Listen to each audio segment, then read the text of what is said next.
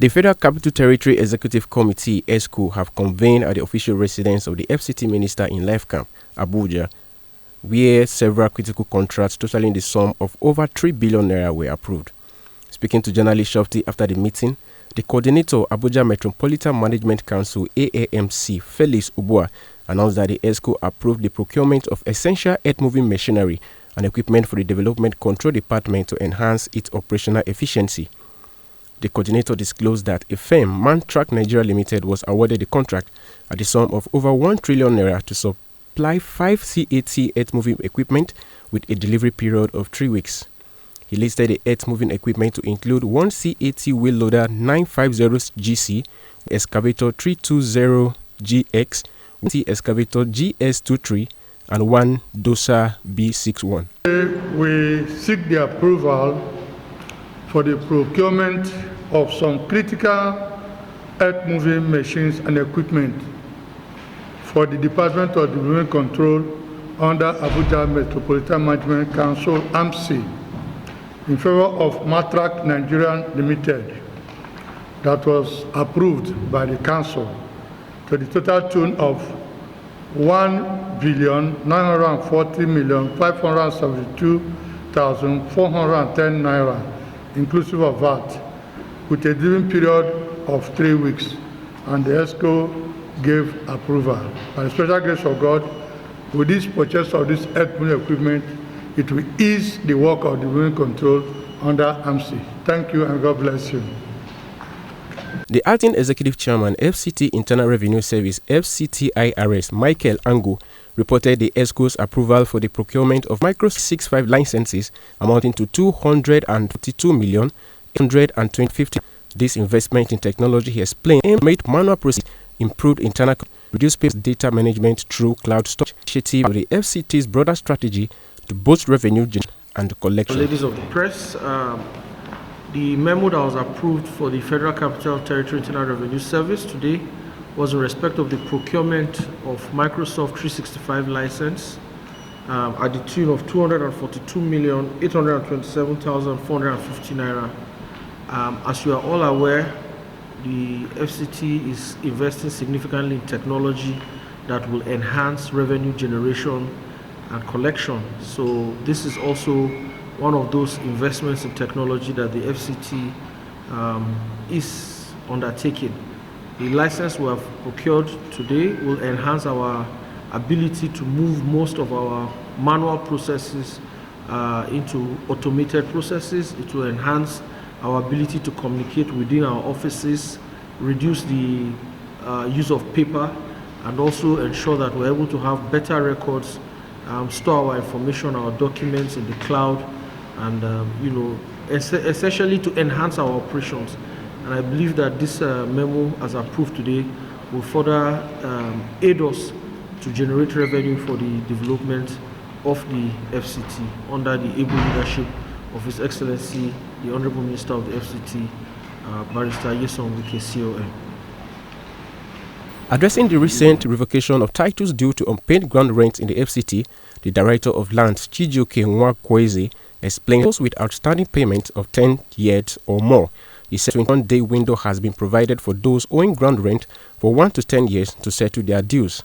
The director, while emphasizing the FCTA's commitment to providing essential infrastructure and services in its district, urged leaseholders to fulfill the ground rent obligations to ensure the continued development and maintenance of the city. He further stated that Phase 2 district of the FCT, including Mabushi, Jabi, Dakibiu, Katampado, will soon be addressed regarding unpaid ground rent. Speaking on issues regarding the revocation of the title belonging to the People's Democratic Party (PDP), the director stated that only one property belonging to the PDP located in the central area was affected by the revocation due to 28 years of unpaid ground rent, totaling 7,603,504 naira. He said the property in Zone 5, currently occupied by the PDP's national headquarters, belonged to Senator Samaila Mamman Kofi, who bought the property from Wadata Enterprises Nigeria Limited. The director further clarified that the revocation exercise was not targeted specifically at the PDP, stressing that the 4,794 affected titles include those belonging to various government institutions, private organizations, and individuals.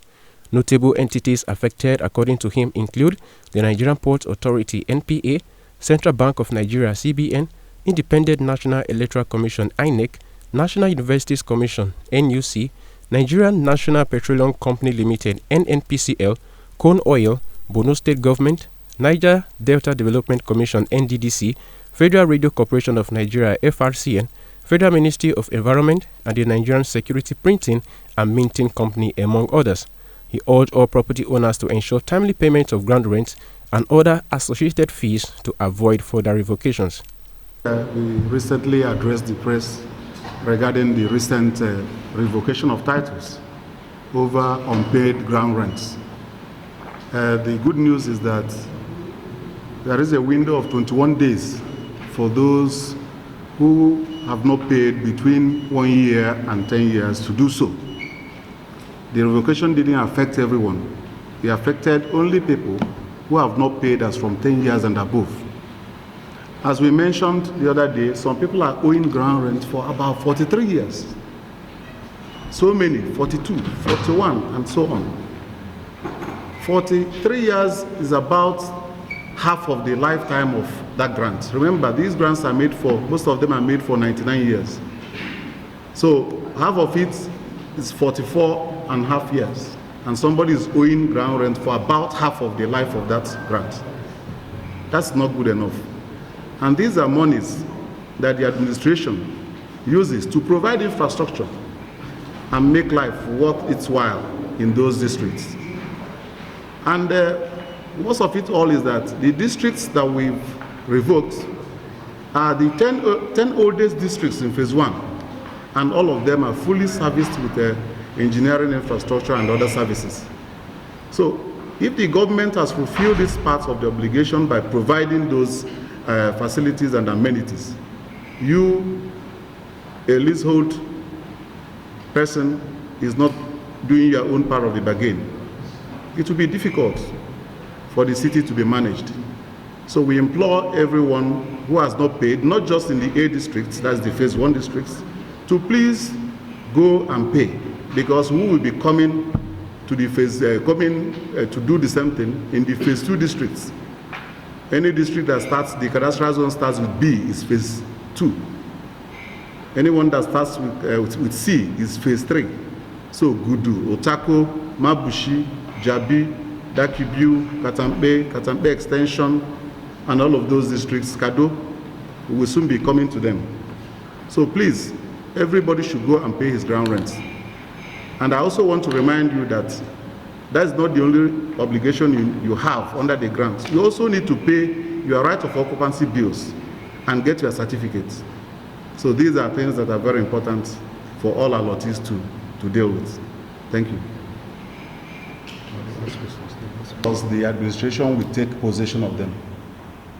But I want to let the public know that it is just because people are not fulfilling their obligations under the grants that these things are happening. Anybody or any organization whose title is revoked by the minister has a window to approach the minister, to write to the minister, appealing for reinstatement of such title. And the minister, in some cases, deserving cases, have approved reinstatement of those titles. So, if you ask me, I would say anybody whose title has been revoked, who now feels that I made a mistake, I should have done this and that before now, should make an appeal to the minister. And the minister will look at it. If he so wishes to reinstate, he will. If there are conditions that will be attached to such reinstatements, if he considered it fit, he will. Then if he decides not to reinstate, so be it. Because warnings had been sent out in the past and people refused to comply. But I think that is the best thing for people to do, not to begin to use blackmail or try to do things that will even get the administration to be recalcitrant to such appeals. That would be the best. Like the letters, the revocation letter that I signed, that was served on PDP. So many people have sent it to me, and I kept wondering, Why only PDP? I signed several letters of revocation and they've been served on their allottees. How come it's only PDP letter that is being circulated? I've kept wondering, what's behind this? But I wouldn't know, I'm a civil servant, so maybe politicians will understand that better. I don't know. But the right thing to do would be for allottees whose titles have been revoked to make an appeal to the Honorable Minister for consideration. And he has been doing that for a lot of people. And I believe he will do so in the circumstance. All right, thank you. As part of his activities for the day, the FCT minister again visited the Gishiri community to resolve the issues surrounding compensation and settlement for residents whose structures were affected by the construction of the N16 road passing through the community. Baba Sunday, Eagles FM News.